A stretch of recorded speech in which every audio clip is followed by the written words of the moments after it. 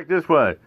Two Bernalillo County Sheriff's deputies charged in DEA case.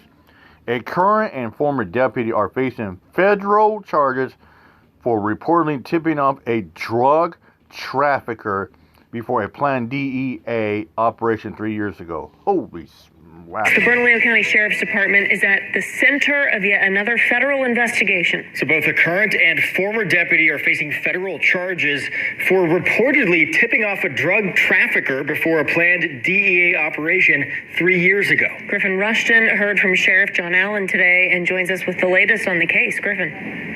Yeah, and we can tell you one of those deputies is potentially one step closer to a federal prison cell tonight. Former Deputy Kyle Linker pleaded guilty to one count of obstructing justice this week. The same day, a grand jury indicted current Deputy Paul Jessen on 5 counts. According to federal court documents, Linker and Jessen recruited a drug trafficker as a confidential informant back in 2021. That's after they found meth inside his Los Ranchos home. A few months later, Linker reportedly learned the DEA was planning an operation near the trafficker's home.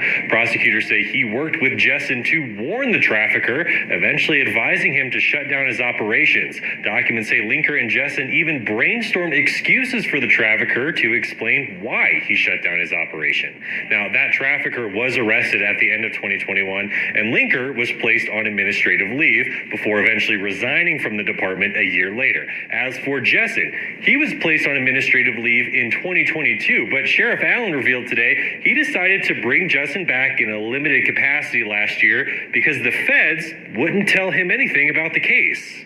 We had no really inkling completely what we were dealing with.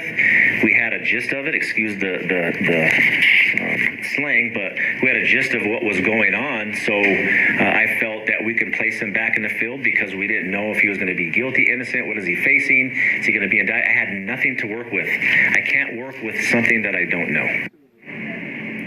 Now, as we mentioned, Jessen was indicted Tuesday, and Sheriff Allen says he will be placed back on administrative leave, which means he's not fired, but he's not getting paid. It's not clear how long his case will take, but he's facing up to 70 years in federal prison. As for Linker, he is waiting to be sentenced after pleading guilty Tuesday, but he's only facing up to 20 years in federal prison. Now, we're going to share more about what Sheriff Allen had to say about the state of BCSO following this case. That's coming up at 6:30. Whew, got some dirty cops there.